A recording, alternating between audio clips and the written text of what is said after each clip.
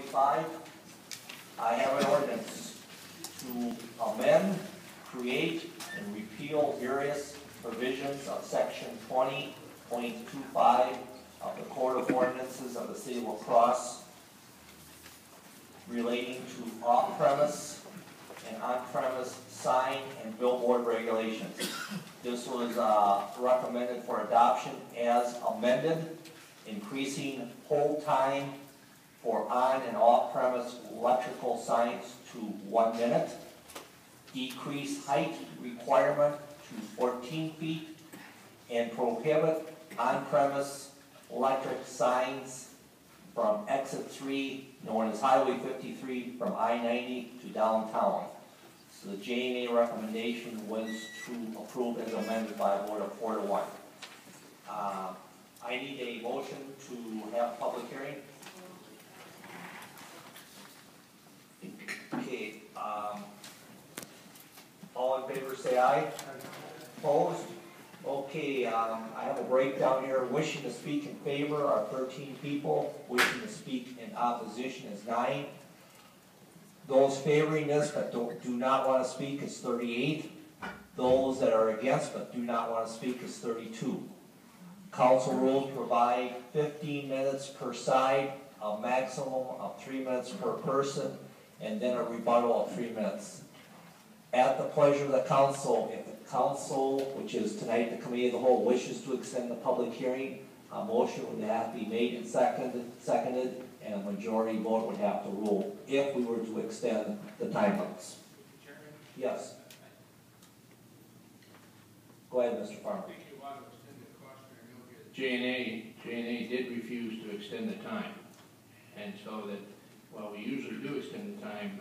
There's no, I mean, everybody should understand that might not happen tonight, because J&A did not extend the time. The chair requested a motion to extend the time, and no motion was made, if you remember. That is correct, Mr. Farmer. Okay, so first speaker I have is Karen Ringstrom, 2545 Edgewood Place. Thank you, Chairman Becker. I'm from the citizen group that asked for the moratorium. Our group went on to spend the next 15 months learning about sign code and doing research on sign ordinances. Our research is solid. During this time, we got many phone calls or emails saying, have you been to such and such a community? The signs look great. I'd like La Crosse to look like that. And so one of 9 of us would look at another sign code. Our interest in this began with the electronic billboard flashing in people's homes. But as things unfolded, our goals expanded. They are, 1, to protect the value of private property as electronic sign technology develops.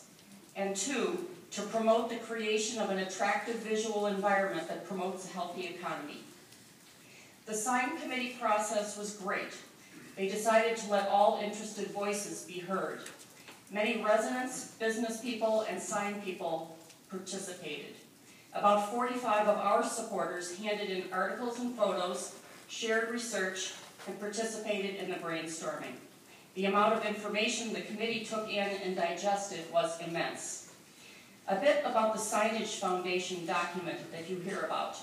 The Signage Foundation is a not-for-profit think tank of sorts for the sign industry. They funded creation of a document to help communities our size develop on-premise sign code. They did it so that communities would have signs that are the right size to be both effective and safe. The document encourages flexibility and creativity. In addition to the basic code, it says the community should allow flexibility approved by a designated board or commission. They suggest that the board or commission establish parameters for signs that deviate. Examples would be signs for large acreage or multi-tenant properties, and also for creative signs, what Chairman Sequest of the committee repeatedly called the Dave's Guitar Shop exemption. It is for this reason that the sign committee recommended involving the design review committee and the ability to seek variances through the Board of Appeals. Overall, we support this ordinance, but our research led us to ask for a few amendments. Three passed asked at J&A. One didn't make it to the floor for some reason, so we will ask again. The next few speakers would like to explain the amendments. Some of our supporters are here tonight, so I'd like to take a moment to ask those who are in favor of passing the ordinance and the amendments to stand. And if you're standing in the back row, to wait. Thank you. Okay, the next speaker wishing to speak in favor is Marie Friedland, 2641 Schubert Place. Thank you, Mr. Chair. Our group felt that it was very important to get a sense of what business people want and need. So over the past 15 months, we met with over 40 business owners or community leaders in small groups of 1 to 5. In each of these meetings, we went through research, including the Signage Foundation, and showed them the result of the research we did on sign codes from other communities. Then we asked for feedback. There were 4 prominent themes in what we heard. Number 1, business people overwhelmingly wish to improve the appearance of our city, especially our commercial corridors. Of all the people we met, only a few felt that the sign rules should not change. Number 2, several small business owners said that they were worried that nearby electronic business signs would keep their own signs from being noticed or harm their businesses in several other different ways. Number 3, with some people, there was an initial resistance to regulation, even though they understood the local problems. But as we went through our research and showed them our findings from other communities, people began to see a vision for the future and change their minds. And number 4, many business people are afraid to speak up for fear of stepping on the toes of fellow business owners. We began to see how difficult it would be for business to lead this effort to tighten our sign code, and so it'll be up to you as elected leaders to do this. Now, the approach that we took to the sign code for the county was that no ordinance is perfect at the time that it passes. And over time, it will be tweaked, tested, and tweaked again. There are areas that we know already should be discussed more, and this includes the gas pricers, the pricing of the electronic gas price signs, hospitals, signs near the interstate, large acreage properties. And we hope that the discussion will continue on this to resolve those issues. The ordinance will have little effect on signage for many businesses, such as taverns, but it will improve business in La Crosse, which will improve the business at taverns. Most of the taverns have wall signs or projecting signs, and those are not touched.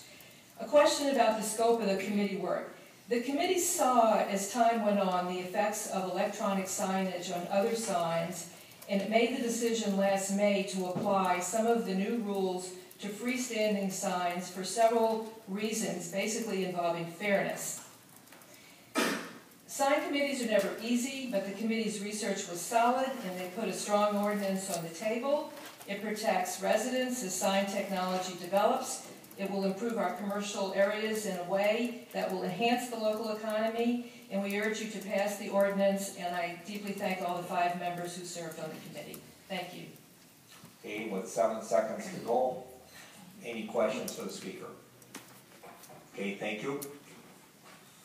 Next speaker wishing to speak in favor is Kurt Schroeder, W6190